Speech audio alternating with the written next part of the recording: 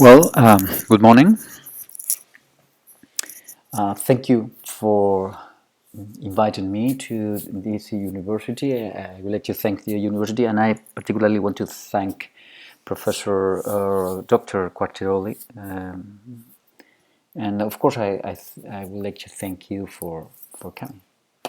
Well, I'm going to talk about psychology of sport injuries, but instead of going in depth in a couple of pieces of research in which I've been involved, I think that I'd rather present you how I approached to this field, how what were the questions I asked myself, and how I tried to cope with. Okay, so for doing that, I firstly need to emphasize two aspects of my bio. On the one hand, my background. I'm psychologist, and sometimes when I talk to an audience of non-psychologists, there are people who wonder, what the heck is this guy talking about sport injuries if he's a psychologist?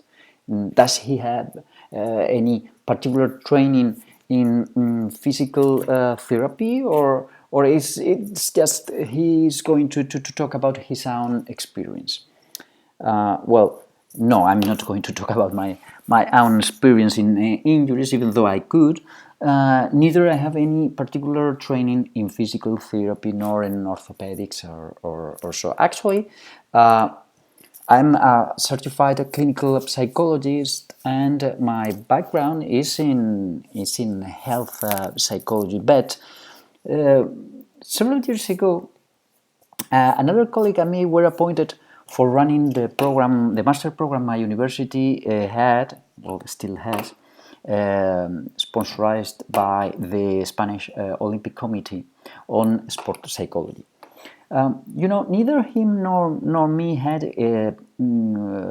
any specialization in sport psychology, but we had sort of long experience in university management, and our dean thought we could do a good job in this program, which for different reasons it was near going to the dogs in that moment.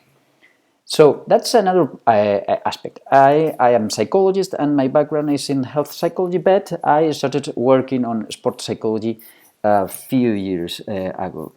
And the other aspect I would like to emphasize is that I'm Spanish. I'm Spanish, and there are many people around the world that who think that Spaniards are mad about bullfighting. Well, they are wrong. They are completely wrong. Actually, Spaniards are mad about soccer. Soccer is something you can't avoid it if you live in Spain. If you take a cab, if you go for shopping, you are for sure going to talk about soccer. You talk about soccer in the bar, or you talk about soccer in your job, with your wife, with your kids. You are going to talk about soccer for sure. And actually, it became a sort of a new religion in my country, which has its own saints. Yeah, the people go to pray to them. Please crush the opponent the next weekend.